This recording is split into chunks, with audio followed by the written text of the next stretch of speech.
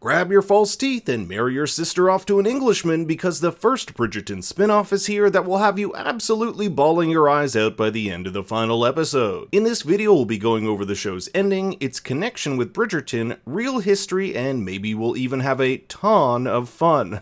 Oh god. And you'll want to stay around till the end of the video where I'll explain what actually happened to Reynolds and why we didn't see an older version of him in the show. Queen Charlotte follows 17-year-old Sophia Charlotte of Mecklenburg-Strelitz in her arranged marriage to the new King of England, George III. Now, if you've watched the Bridgerton series, you'll be familiar with older Queen Charlotte, but this particular tale expands on her backstory and how she became the most powerful woman in the world. Her betrothal, like many in royal society back in the day, was decided for her by a man, her brother Adolphus. And while Charlotte doesn't have a say in who she marries, neither does her brother nor the king himself. Adolphus must say yes to the proposal to ensure his kingdom's protection from Britain, and as we find out in episode 2, the king's choice in marriage was largely decided by his mother, who struggles to control her son and keep the crown's dwindling power. As she states in episode 4, war has drained their coffers, the American colonies threaten to withhold their taxes, and Parliament is on the brink of revolt. Now more than ever, England needs a strong king. And behind every strong king is a strong queen. Charlotte is deemed a good fit, yet there's just one problem. Charlotte is black and the king and members of the Ton are white. This begins what's known as the Great Experiment, a way to desegregate the Ton and elevate people of color into high society. This is the first time I felt Bridgerton really tackled the issue of race head on, for seasons 1 and 2 of the show take place after the Great Experiment's success, and interracial marriages weren't seen as taboo. Of course, in reality, the Great Experiment was never a thing. In fact, England still supported slavery when the events of the show would have taken place. So there's a lot at stake with this marriage. If it fails, it will be seen as a failure to properly integrate and become a blow to the royal family. This is why Augusta is so adamant that it be a success, pressuring her son at every point. And George is the dutiful king. At first we see just how charming he is, but as my ex-girlfriend used to say, there's no such thing as a perfect man. Oh god.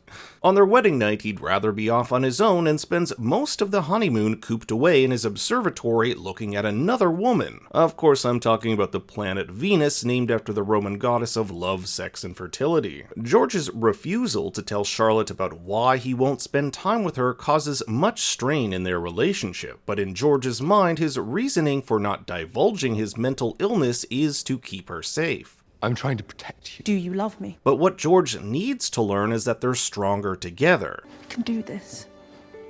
Together.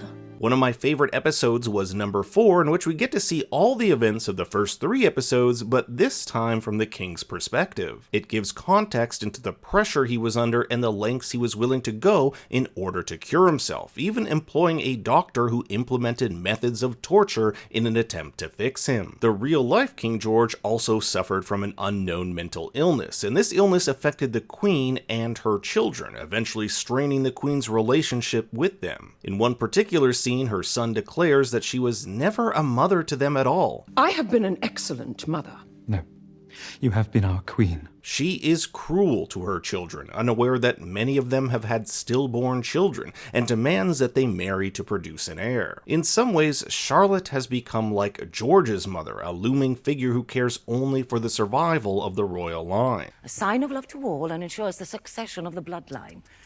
A baby seals the Great Experiment. The Queen's life, like many in the spin-off, is mired in loneliness, which is a common theme throughout the season. As Lady Thistledown says, "Loneliness is a battle even queens must fight for themselves." Or even the Queen herself. And the life of a royal is lonely. Even though the Queen is married, she becomes increasingly lonely as the King succumbs to his illness. But there are 2 other characters who also deal with loneliness, although in different ways. First is young Lady Danbury, who, like Charlotte, was forced to marry Lord Danbury, a man who sees women fit only for one purpose, breeding. She's both lonely in her marriage and after his passing. This is a woman who's never made a decision for herself, because she was never allowed to. Everything in her life was dictated dictated by him down to when they had sex. So her falling in love with Lord Ledger and having an affair with him was her first step into making her own choices, shown visually when, for the first time, she takes control of the man during sex, displaying her bodily autonomy. And in an absolute gut-wrenching scene, it's made clear that Lady Danbury and Lord Ledger could never be a thing. Lord Ledger is a married man, albeit married to a racist piece of shit. I mean, just listen to what she has to say about people of color joining high society.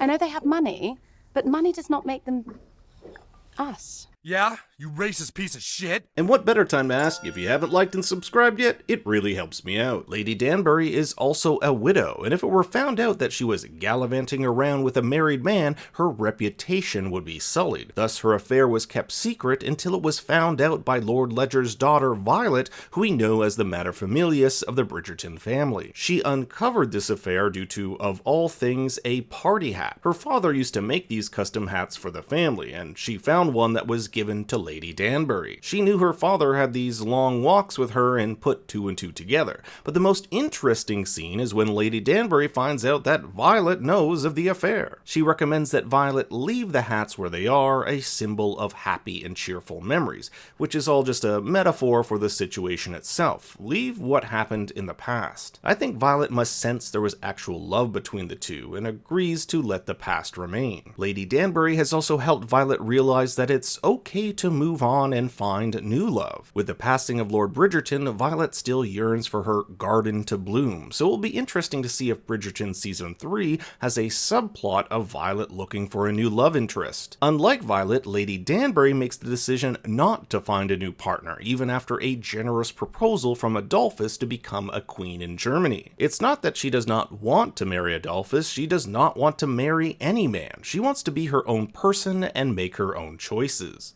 I spent my life breathing someone else's air. Now it is time that I learn to breathe all on my own. Although Charlotte chastises Lady Danbury for not accepting her brother's proposal, I think she understands it. Unlike the Queen, Lady Danbury has the choice of what to do with her life, and what ultimately will make her happy. The Queen then calls Danbury by her noble title, Lady Danbury, solidifying her place in the taunt, as the question of her status was left up in the air after the death of her husband, who had left her destitute. And shifting gears for a moment, let's talk about Brimsley. No doubt he lived a lonely life, having to hide his sexuality and love affair with Reynolds. He spent almost every waking moment of his life behind a queen who didn't even know if he was married or had any family. Have you any family?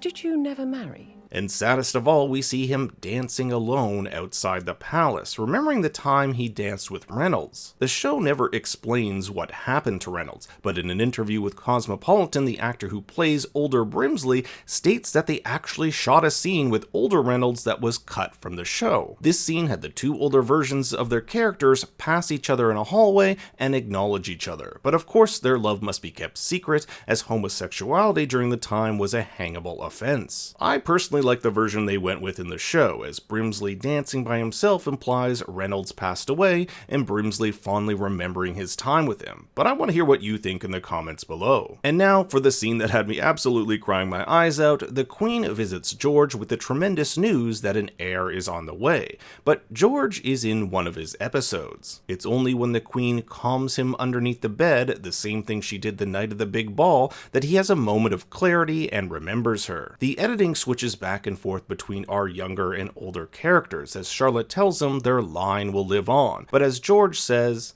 Our line. I'm in a glass case of emotion.